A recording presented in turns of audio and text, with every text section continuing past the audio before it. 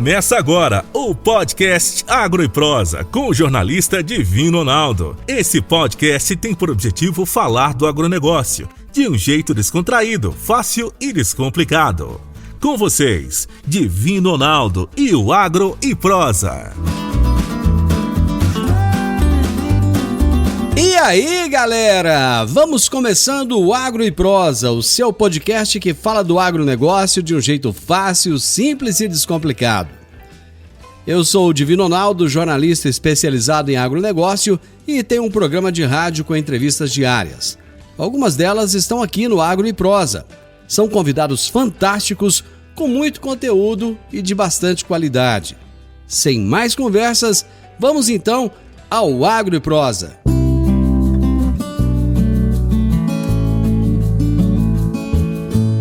O meu entrevistado de hoje será Adriano Barzotto, produtor rural e presidente da AproSoja Goiás. E o tema da nossa entrevista será: Projeto de lei autoriza compra de terras rurais por estrangeiros.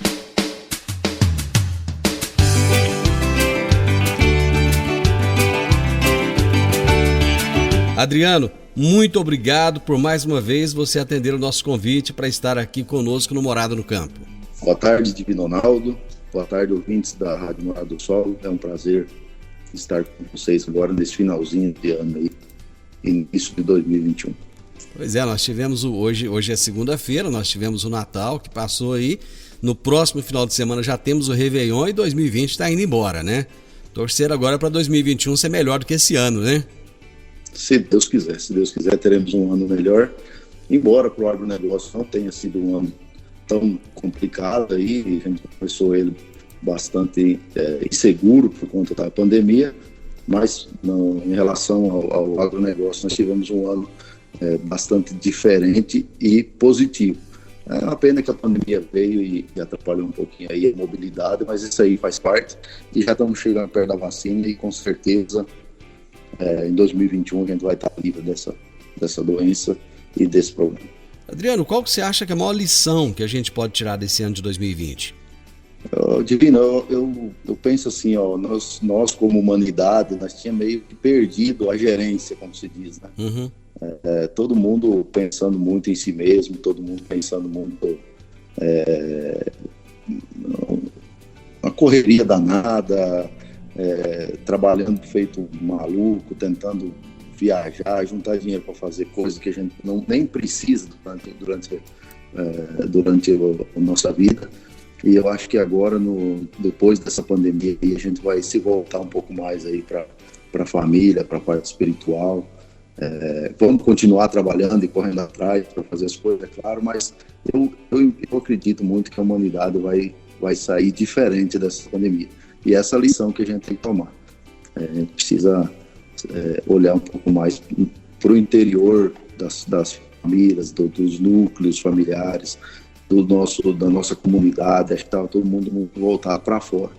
E depois da pandemia, eu torço para que a gente volte para dentro das comunidades aí, para melhorar, desenvolver. A gente vê aí a parte de saúde pública. A gente sempre falava que não tinha saúde pública e na hora que precisou realmente viu que é uma necessidade premente para o ser humano ter saúde, né? Então eu acredito que depois dessa que a gente sair desse problema aí, a gente vai dar mais valor para várias coisas aí que nós não estávamos dando tanta atenção antes. Bom, antes de entrar diretamente no nosso assunto, eu gostaria que você trouxesse a visão da AproSoja Goiás para esse ano de 2021. Quais são as expectativas para esse novo ano? Olha, Divino, 2021 tem tudo por acontecer de melhor para o agronegócio. Nós temos aí a possibilidade de boa produtividade no estado de Goiás, embora na hora que você olha o país como um todo, tem lugares um pouco mais sofridos, né, na lavoura, mas o estado de Goiás está indo bem, então teremos boas produtividades, teremos boas precificações. O produtor está extremamente focado, o produtor do Brasil, do Brasil e do estado de Goiás, ele tem ele aprendeu a fazer o trabalho dele, sabe? Então, eu torço muito e acredito demais que 2021 vai ser o ano da virada aí, que o produtor realmente vai ter uma renda positiva, vai conseguir trazer de volta para sua propriedade o lucro, que é uma coisa que talvez muitos aí fazia alguns anos que não estava tendo, né? Muito bem. Deixa eu já trazer aqui o escopo do nosso assunto, então. É o seguinte, o Senado aprovou na terça-feira, dia 15, o projeto de lei 2.963 de 1919, que permite a compra de terras rurais por estrangeiros, tanto para pessoas físicas quanto jurídicas. O projeto limita essa aquisição em até 25% do território do município. E agora ele irá seguir para a Câmara. Já na década de 1990, a AGU, que é a Advocacia Geral da União, emitiu pareceres que permitiram a companhias nacionais com controle estrangeiro e empresas de fora com participação brasileira adquirir propriedades sem essas restrições. Mas no ano de 2010, a AGU reviu esse entendimento e retomou os parâmetros da Lei de 1971, o que limitou o acesso de estrangeiros à propriedade fundiária nacional. Então, esse é um assunto, essa venda de terras a estrangeiros é um assunto que é motivo de debate já há décadas, porque essa legislação é de 1971. Qual é a visão da AproSoja Goiás a respeito desse assunto, Adriano?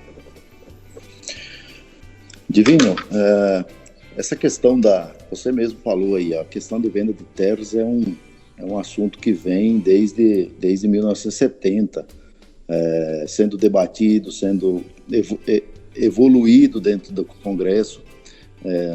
Determinadas épocas ela pende mais para permissão, dependendo da época ela pende um pouco mais para restrição, e a gente entende então que não se tem uma opinião formada de uma maneira geral, de uma maneira homogênea no país. E isso é muito preocupante, porque a gente tem que separar o assunto quando se fala na venda de terras para estrangeiros. Nós aqui dentro do município de Rio Verde temos um bom exemplo de venda de terra para estrangeiros, que é a colônia dos americanos, que na década de 70 foi permitido eles comprar terras ali na região entre Rio Verde e Montevidéu. Eles vieram, desenvolveram a agricultura, aquela agricultura inicial no estado de Goiás, deu uma sustentação para aquelas famílias que vieram depois, na década de 80, do Paraná, do Rio Grande do Sul, de São Paulo, terem um exemplo de agricultura sendo executada no município. Então, se você olhar por esse ângulo, é errado você permitir a venda? Eu imagino que não. Tem vários outros exemplos a ser mostrado. Por exemplo, colônias de holandeses que vieram para Olambra para plantar flores, desenvolveram muito aquela região. Colônias de japoneses que vieram de outros lugares. Temos lá no Pará, por exemplo, uma colônia de japonês que planta pimenta do reino, desenvolveu muito a região lá. E assim, a gente pode olhar dentro do nosso país vários bons exemplos de projetos que deram certo, trouxeram aquele desenvolvimento inicial para a região, e depois a região pegou e começou a andar com as próprias pernas, mostrando para os próprios brasileiros que é possível se produzir com qualidade. Geralmente esse pessoal que vem de fora tem um know-how na questão de exportação um pouco mais aguçado do que nós brasileiros. Infelizmente a gente é meio devagar nessa parte, a gente depende muito de outras empresas para que faça a exportação dos nossos produtos, e a gente percebe que em determinados momentos esse pessoal que vem de fora, eles dão aquele pontapé inicial. Isso é muito importante. Agora, venda de terra, então sim, esse é um lado. Agora, quando a gente olha o outro lado, que é a venda de terras em grandes extensões para companhias de capital aberto, ou então para fundo soberano, isso daí é preocupante, porque o dinheiro para eles é ilimitado, a juros muito baratos, eles captam esse dinheiro muito barato lá fora, e eles podem trazer esse dinheiro para dentro numa competitividade com o agricultor brasileiro de forma desleal. O agricultor brasileiro, se ele quer comprar um pedaço de chão, ele vai pagar juros de mercado, enquanto que o estrangeiro vai trazer a juro praticamente zero lá de fora. Então, não vejo isso como uma forma de desenvolver o país. Até porque esse pessoal que vem com muito dinheiro, e até a lei mostra ali que pode ser comprado até 25% da área de um município, é óbvio que eles vão vir com muito dinheiro. E isso daí a gente já viu que não dá certo. Porque quando foi feito aqueles primeiros projetos de implantação de cana-de-açúcar em São Paulo, por exemplo, que foi dado muito dinheiro para as usinas comprarem áreas, e aí se formou aquelas grandes extensões de áreas na mão de uma usina só, a gente viu municípios inteiros morrerem, definharem. A gente anda em municípios lá no estado de São Paulo que eles praticamente vivem como se fosse na década de 70, não conseguiram mais crescer. E isso daí é muito preocupante. Agro e Prosa.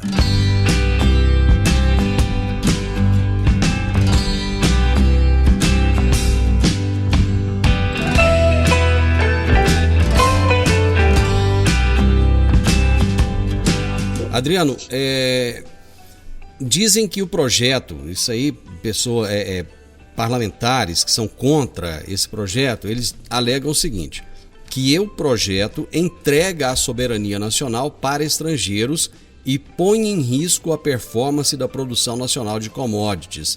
Você vê dessa forma ou não? Olha, Divino, eu penso assim, ó, você vender terra para estrangeiro, a soberania, não acredito que vai ser quebrada, até porque você não consegue carregar a terra nas costas e levar embora. O patrimônio continua sendo brasileiro. O que eu vejo de problema é grandes extensões na mão de uma empresa ou de um fundo soberano, onde talvez essa empresa vai forçar que os produtores ou saiam daquela região ou trabalhem de forma, uma espécie de integração ali, o produtor vai ficar na mão dessas empresas. Então, assim, é uma questão bastante delicada, que precisa ser muito estudada, muito dialogada, debatida, para que não se tome nenhuma decisão de forma assodada e que possa prejudicar a soberania nacional na questão dos alimentos. Esse que é o meu ponto de vista, que tem que ser chamado a atenção. A questão da terra, não vejo problema na soberania nacional. Agora, nos alimentos, sim. Se nós tivermos empresas produzindo alimentos com o intuito de carregar essa produção para fora e levar para seus países, pode ser que amanhã ou depois, daqui a algumas décadas, o Brasil se torne já é um grande produtor de alimentos, mas se torne aí talvez o maior produtor de alimentos do mundo, com a sua população passando fome. E isso daí a gente precisa ter atenção e não deixar que aconteça. E o começo do entendimento nesse caso, nesse assunto, é agora, quando a lei vai ser implantada, e não depois, quando a coisa já passou de hora, talvez. É interessante essa sua colocação, porque um ambientalista do Greenpeace disse algo mais ou menos parecido. Eu vou até trazer a fala dele aqui, gostaria que você reverberasse em cima dessa fala. Ele disse o seguinte: o que poderá ocorrer na agricultura brasileira é um descontrole da quantidade de terras que passem a produzir apenas commodities voltadas ao mercado global, como a soja. Não há garantias que a produção nessas áreas seja voltada para o abastecimento interno. Muito pelo contrário, o avanço dos estrangeiros reduziria o espaço da agricultura familiar, responsável pela grande maioria dos alimentos consumidos hoje no país. O aumento do preço da terra agricultável no país e a especulação imobiliária pode levar à inviabilidade mercadológica de pequenos e médios agricultores, o que pode gerar um impacto direto na produção de alimentos. Eu gostaria de ouvir a sua opinião a respeito dessa fala. Assim, tem algumas coisas que a gente precisa prestar atenção. Por exemplo, o Brasil já é um grande produtor de commodities e ele vai se tornar cada vez maior na questão de grãos, de soja, milho. Tá aumentando a produção de sorgo, está aumentando a produção de girassol, e vem entrando outras culturas aí que são commodities. Então o Brasil não vai deixar de ser produtor de commodities, nunca. porque ele tem uma vocação para isso. O produtor brasileiro, ele sabe produzir. E até é um dos motivos que a gente precisa, então, entender bem essa lei da venda de terras para estrangeiros, porque nós não precisamos de estrangeiro para nos ensinar o trabalho. Nós já sabemos fazer ele. Então, para que trazer gente de fora para ensinar o trabalho que a gente já sabe? Então, vejo com um pouco de restrição esse assunto na questão das commodities. Agora, vamos pensar assim, ó. Ele falou, o pequeno produtor.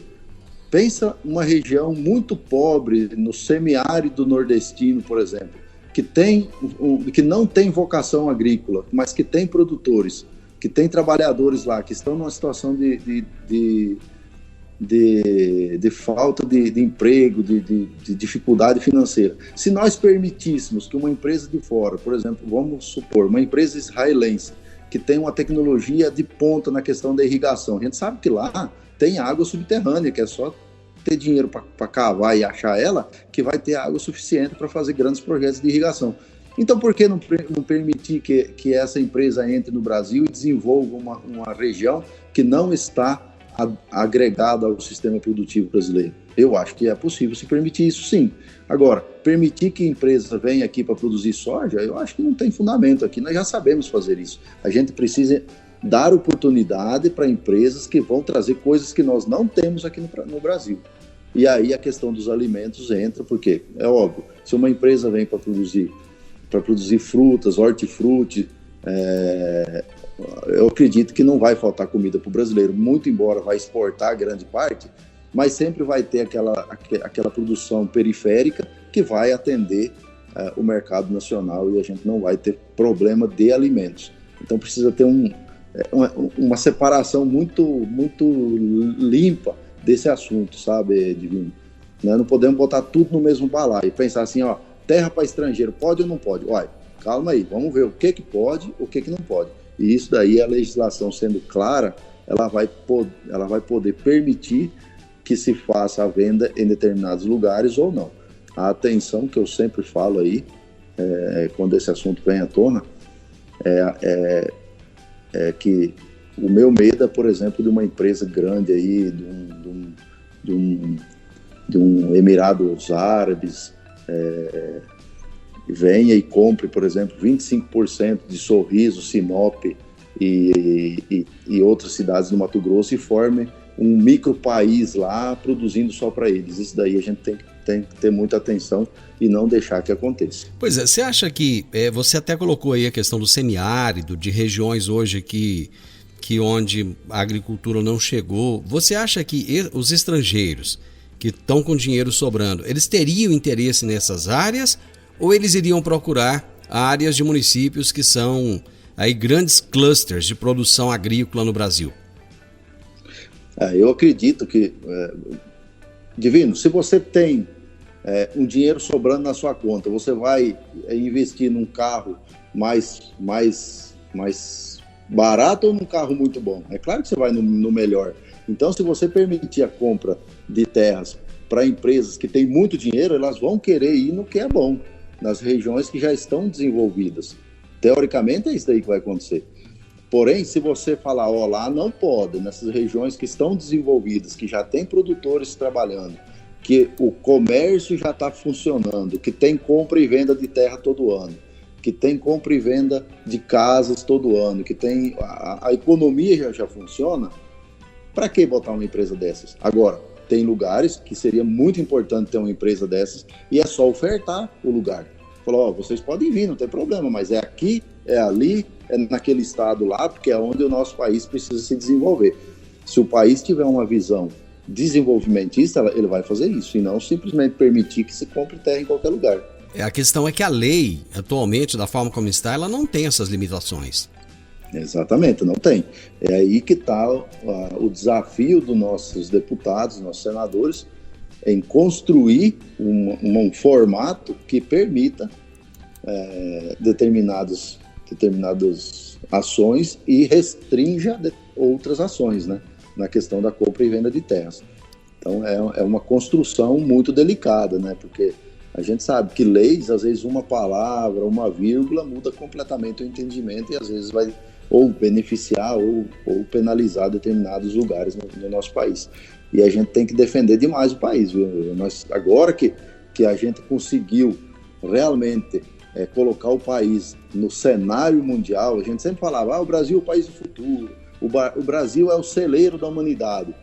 Enquanto nós estávamos lá com juros de 14%, 15% ao ano na Selic, ou então com pouca oferta de capitais no Brasil, como nós tivemos aí na década de 90, que o produtor teve que praticamente sobreviver a pão e água para poder manter as suas propriedades, naquela época ninguém queria vir, não. Agora que está tudo funcionando, soja com preço bom, milho com preço bom, as cidades funcionando muito bem, infraestrutura começando a rodar no país, aí sim, aí agora todo mundo quer, e eu acho que então agora é a hora da gente poder pegar e botar regras no negócio, regras que beneficiem o nosso país. Agro e Prosa, falando do agronegócio de um jeito descontraído, fácil e descomplicado.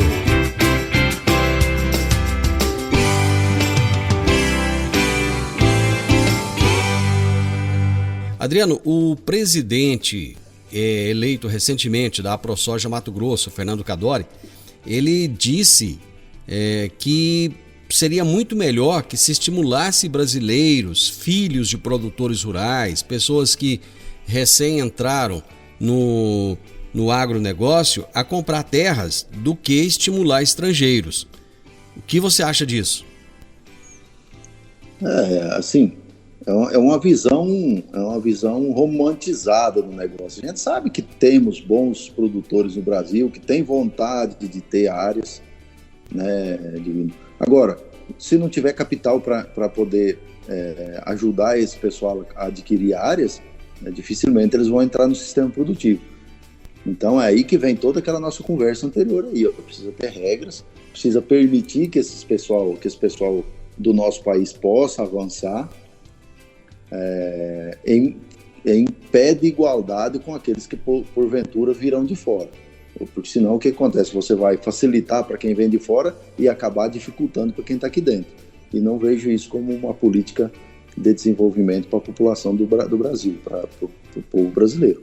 A gente tem que aproveitar o que os países têm de melhor. Agora, não entregar simplesmente de bandeja coisas que a gente tem aqui que tem alto valor agregado, como são terras de excelente potencial produtivo que nós temos hoje no Brasil, como áreas do Mato Grosso ali, que eu até citei para você aí, Rondonópolis, Sinop, Campos de Julho, nós temos aqui Goiás, o sudoeste goiano, Rio Verde, Jataí, Mineiros, Goiatuba, depois nós vamos descendo aí, Paraná, tem uns lugares que nossa, já pensou você entregar uma região igual Campo Mourão para uma empresa estrangeira, o que vai virar com aquela região lá? Então a gente tem que ter uma atenção enorme aí nessa questão de venda de terras, porque se você deixar de qualquer forma, eles vão querer comprar só o que é bom. E o que é bom já está ocupado por produtores que sabem fazer o seu trabalho. Nós não precisamos de gente de fora para vir aqui ensinar, não. Até porque eu acho que eles vão vir aqui para aprender, não para ensinar. Uma coisa que chama a atenção é que tanto a oposição quanto os ambientalistas, eles são contra essa lei. O que você acha disso? É porque não tem uma opinião formada. Quando é uma coisa quando é um assunto que não se sabe qual caminho tomar, você vê o lado A e o lado B falando a mesma língua, ou positivamente ou negativamente, né? Você acha então que falta mais? Você acha que falta mais discussão, mais esclarecimento a respeito desse assunto? Exatamente isso, e é o que não aconteceu lá no Senado Federal, que fizeram a aprovação do projeto do dia para a noite, né? O senador Irajá lá colocou o projeto, talvez por interesses próprios lá no Tocantins. A gente sabe que eles têm interesses em trazer empresas lá para o Tocantins, só que aí colocou do dia para a noite, os senadores aprovaram, sem uma discussão com a sociedade, sem uma discussão com as cooperativas do Brasil, com as associações, com a AproSoja lá de Brasília, a AproSoja e as suas afiliadas, ou então com a CNA. Eu acho que tem que juntar todo mundo primeiro e tentar entender esse assunto. Aí sim, com certeza, se todos estarão ao redor da mesa, discutindo e falando, e depois levando para a sociedade na forma de debate, ao final a melhor regra vai despontar, o melhor formato vai despontar e aí pode ser executado, e não do jeito que foi feito aí, todo na surdina, como se diz, né? De um dia para a noite aí se fez um projeto de lei aí que não posso concordar com a forma que foi construída, não. Você acha que tanto a ProSoja Brasil quanto a CNA e outras entidades aí passaram batido nessa, em não estando atentos à forma como isso aconteceu e foi aprovado? Faltou lobby? Mas não, eu acho que não é passar batido. A coisa aconteceu lá dentro do Senado, de um dia para o outro. Como é que faz? A gente sempre tenta estar atento, tenho certeza que o pessoal da ProSoja Brasil está sempre atento aos projetos que está tramitando. Eu tenho certeza que a CNA também tem uma equipe lá atenta aos projetos, a OCB também tem uma equipe, e se passou batido por todo mundo aí, pode ter certeza que isso aí não foi feito à luz do dia, não. Eu acredito que foi feito de forma assoldada, com interesses talvez particulares aí de alguns senadores, e aí é claro que quem está lá em Brasília também não consegue ver tudo a todo o tempo, né? Então por isso aí que está o bom da democracia. Foi feito de forma errônea, de forma errada, agora volta para a Câmara. Os nossos deputados lá precisam ter uma clareza para não fazer da mesma forma, então trazer esse assunto para a sociedade, debater o máximo possível, fazer as alterações que essa lei necessita e devolver então para o Senado, para que o Senado faça o estudo e aprove de forma coerente, de forma que vá beneficiar os brasileiros e não beneficiar algumas empresas talvez que tenham interesse particular nisso daí, nesse momento. Ou seja, você acha então que haverá um debate agora na Câmara com a participação dessas entidades para que o projeto fique mais redondo e atenda mais os interesses do país? Certamente. Agora sim, agora a cobrança da sociedade, a gente pode ver pelos grupos de WhatsApp aí, todo mundo cobrando nossos deputados para que se faça um debate amplo nesse assunto. Então, acredito que agora sim a coisa vai andar da forma correta. Se lá no final for autorizado a venda de a venda de terras para estrangeiros, Divino, tenho certeza que pelo menos esse assunto vai ser de conhecimento de todos, e não da forma que foi agora, todo mundo pego de surpresa. Para a aquisição de terras no bioma amazônico é necessário uma autorização. Não existe a mesma necessidade para o bioma cerrado, por exemplo. Você acha que deve haver realmente essa autorização para o bioma amazônico, ou que se deveria acrescentar o bioma cerrado também? O bioma amazônico e as áreas de fronteira, aquela faixa de fronteira de 150 quilômetros, que é a área de proteção das divisas do nosso país, esse daí certamente precisa ter todo o cuidado no momento de se permitir a venda para outras nacionalidades, né? Uhum. Mas agora outros biomas, tipo Cerrado, Caatinga e Mata Atlântica, que seriam os outros três aí, no sul também tem um pouco lá do Pampa, né? Do Pampa, né?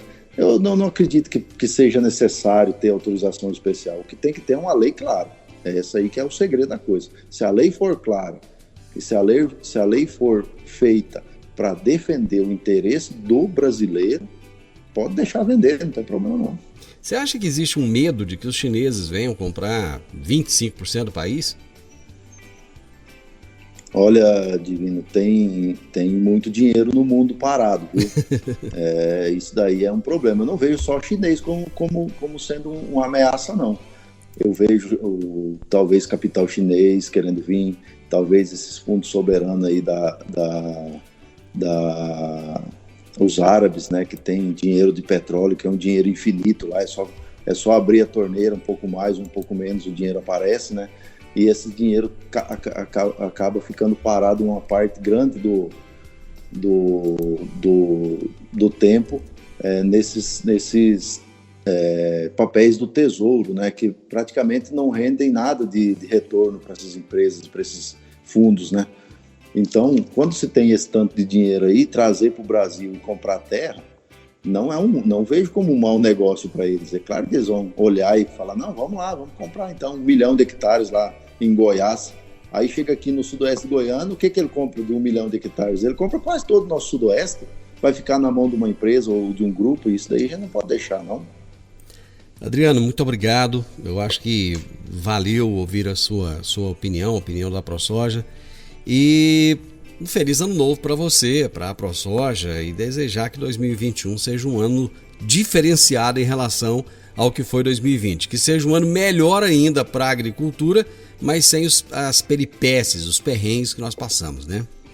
Exatamente, Divino. Eu acho que nós temos aí tudo para ter um ano de 2021 excelente. Só finalizando então essa questão da venda de terras aí, você vê que tem um lado bom e um lado de se ter atenção.